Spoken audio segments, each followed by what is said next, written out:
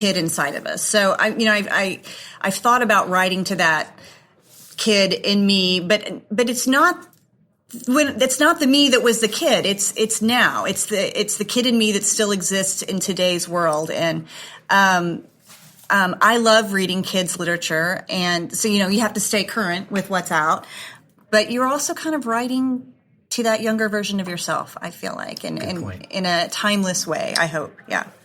Well, and I think that that for us as adults, a lot of times we go to books to kind of escape the world that we're in. Sure. And these days, the pressures that I see on my own children and other children to get the grades, to be athletic, to play the violin, to do all these things and be exceptional at them all. Books, I think, are a great escape for kids these days, especially, in this world of politics that we're seeing. And the adults are feeling the pressure, the children are feeling the pressure. And so I think fantasy and fiction and any genre of fiction right now is how kids sort of escape from all of that pressure. You almost hate to hear yourself say the phrase that kids will find escapism as a precious commodity. But I believe in this day and age, that might be the case, where they need escapism more than ever, just because of the things they see on the news, the things that they're hearing in their homes. So I don't know. I feel like, children's lit is a very vital tool today. So, Wendy, you touched on this a little bit. Is that what motivated you to start writing for young adults, thinking, I've got something I want them to hear, or this is a story they'll like, or what was the impetus for you? My first book, Everland, I usually write books based on themes and what is going on in the world, or what's going on, a lot of times what's going on within me. And my kids at the time were in high school. And just the pressure my oldest son is dyslexic and ADHD, and he just had just a difficult time in school. And he would compare himself to other kids, and they would try to play sports, and then they would be benched because they weren't the best. And and so in Everland, the theme about it is, how do you be a kid and try to cope with this chaos of the world that we're in, and how do you grow up and become a functioning adult and happy functioning adult when you are surrounded by this pressure to fit into a box that most of us can't fit into. That seems like a terrific read that, message. yeah. That was Everland, right? Yes. Now, Sonia, I know some of your books are kind of on the scary side. How does that play? Do you get blowback from parents? Or I don't really. I don't write full-on horror, but I do love ghost stories. I just love the idea of an emotion that is so strong that maybe it transcends the death of the body, and it kind of lingers and it interacts with the living. And I hated scary stuff when I was young, but so it's kind of strange that I've turned out to be this horror fanatic. And I have, every October I do like a film festival on my blog of recent horror films. And I don't know, there's something very cathartic about going through all that stress and coming out okay, and moving forward, moving on with the next story, or moving on with your life, or whatever. And I also love horror that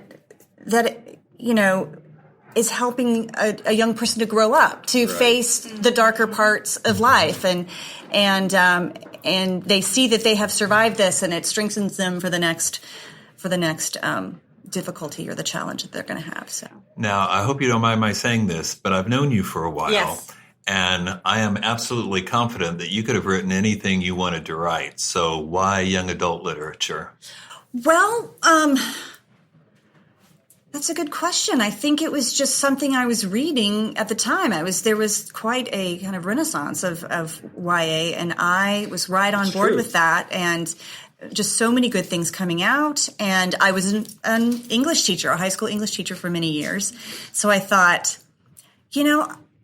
nobody can say they fully understand teenagers, but I was living with them every day, and I was, hearing a lot of feedback from them. Yeah, and that's, so I went in that direction. It was mostly because there was so much good literature still coming out, that inspired me, but also because, I feel like I went into high school teaching because that teen in me was still pretty prominent. I still felt kind of like a teenager in an old lady's body. So there we are. I bet that's what the students were thinking too. Brad, what about you? What led you to writing for young people? Well, we talked about this a bit in our panel that we just had. We're in a discussion in. What led it for me was really a long time ago. I read True Grit by Charles Portis, a gentleman from my hometown, El Dorado, Arkansas, and I really loved the voice in that book. I loved the character of Maddie Ross, who is in pursuit of justice. So that was sort of the seed of the idea of writing about a sort of this Western exploration in the Old West and seeking vengeance and justice and what those ideas mean. I think. But your books are fantasies. Where is this going, Brad? I know they are. There was also a time in my life where I read Stephen King's Dark Tower series, so there was a little bit of mishmash going on with genres. So all that became this stew in my head of, let's do something fun with this theme of pursuing justice in the Old West, but let's do something fantasy as well. And in the process of coming up with the idea, I discovered that, this is something that's really not tackled in children's literature a lot, is this idea of a story set in the Old West. You don't see that setting very often. And I felt like it could be very pertinent to, today's trials and struggles and tribulations with, division and hatred and, pursuit of trying to unify and find teamwork and friendship, things like that. Sure. Those were the themes that ended up, really becoming important to me. In graduate school, I was writing adult literature, but most of the adult literature I was writing featured children. So I think my thesis alone was preparing me to just make the transition into, the middle grade world, because I wanted to write about kids. I just didn't realize at the time that I wanted to write for kids.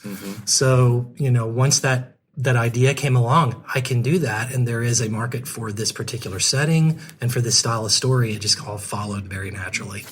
Let's talk a little bit about how you all broke into writing and publishing for young people, because that is not the easiest thing in the world at all. Kim, am I remembering correctly? Your very first book, Scholastic, right? Yeah, my first several books are with Scholastic. So you're launching with Harry Potter's publisher. It's like the dream job for anybody writing. It's also for quite daunting. How did that happen? Yeah. Well, so I've been writing for probably 10 years on and off. I didn't start with children's. I started writing these very dark, creepy adult stories, and I would send them out to magazines and be like, we do dark and creepy, but this is just disturbing. So at some you seem like such a nice person. I know, you would think. Actually, I read Harry Potter in my adult years. I had never read it as a young person, and I really fell in love with it, and that was what sparked me to think like, hey, middle grade, maybe that's the age that I should try writing for. It didn't seem like a fit with my dark and creepy side necessarily, but it ended up that it was, and I just really found my voice in middle grade. After I had written several novels, I was actually in a job I didn't love. I had just come back to Oklahoma. I was kind of lost, and I was like, I have to do this now, because this is not my life. I have to do this. So I just wrote like 5 or 6 manuscripts all back to back, complete manuscripts. Each one a little bit less terrible than the last. When I got to the very last one, I was like, I'm going to finally submit this, because I had never submitted before to agents. And I just started looking. I found an agent that said she liked creepy, dark middle grade. She loved Roald Dahl, seemed like a good fit. So I submitted to her, just a handful of others. She ended up saying, this book is a little too dark for middle grade. Can you revise it, or do you have anything else? And thankfully, I just kept writing back-to-back manuscripts, and I had written Skeleton Tree since I submitted to her just like a couple weeks before. And so I sent her that, and after a couple of revisions, I ended up signing with her. She's Brianne Johnson. She's a super awesome agent at Writer's House, and she Funny story. We actually ended up selling the book in 48 hours, which doesn't. It was ridiculous. But you've been writing for a long time. But I've been writing for a really long time. It's a longer story. It took But so that was kind of how all that got started, and then. Yeah, that's terrific. Like most overnight successes, there's a lot more to it. It took 10 years. But. Exactly. That's the way it usually goes. Wendy, how about you? How'd you break into this? Well, I started writing. I've been writing ever since I was a little kid. But I never had the concept in my head growing up and even being an adult that, I could be an author someday. And I was in between jobs and decided I was going to write novels. And so I wrote one book, sent it out, got a little bit of interest from agents, but nobody swooped up on it. And so I was sitting with my critique group saying, well, what should I write? And they said to write write what's in your heart, write what you love. And in a former life, 20 years ago, I was a Disneyland actress. And really? Yes. My dream job. What were you? Can you really talk about it? I can't talk about it. Yeah, I can't talk about it. It's like Fight Club. Too much. I can show you pictures after the Face podcast. or fur? Wow. So I did that and I loved it. My mom named me Wendy after Peter Pan. It was one of my favorite stories. Went to work at Disneyland, worked there for 4 years. So I decided, I'm going to write a really dark fairy tale. And so I wrote it and I entered it into a contest online called Pitch Wars. And went through the whole process of Pitch Wars. And one of the mentors said, my agent is looking for a book like this. When you're ready, you should go ahead and query her. And sure enough, I queried her. Wow. She picked me up, and we went through the process, and I also signed on with Scholastic shortly after we sent it out. Tremendous. I know what Pitch Wars is, but it's the first time I've heard somebody say that it really panned out for them. That's fantastic. Yeah. So, actually, it has. I've seen a lot of people go far with Pitch Wars. So. Brad, Oklahoma Book Award winner. First novel, right? First one. How did that happen? Don't know. Have no clue. You never really think that what you have is going to be capable of doing anything like that or winning an award. You just want to get the story out there and you want it to be enjoyed and you want it to sell. And you want to have a good time at the school events with it. But it was, the Oklahoma Book Award has always been very special to me because my best friend, Benjamin Myers, won it, I believe, a couple of times as the poet. He was the poet laureate of Oklahoma. We went to college together at University of the Ozarks. Go Eagles. But nobody will know what University of theOzarks is. No, I think I was just there. Are you the ones that do where they make all the students work? Sorry, Bill. We're going to talk about U of O now. It's a great place. We'll talk about it later. So anyway, we went to school there. But I always, admired him for what he was doing with his poetry. And his mom, Anna Myers, was an Oklahoma Book Award recipient. And so the whole family was they were heroes to me. So when we submitted Legends of the Lost Causes, I felt like, at least, if I can become a finalist, I'll be, kind of maybe hopefully standing right there with the Myers family, some of my personal heroes. And when we won, I was just blown away. I couldn't believe it. That's a fantastic story. I've had both Ben and Anna out at WriterCon, and for that matter, two of you, and I'll get the other two next time. So, Sonia, The Revenant was your first book, right? Yes. How long had you been working on that?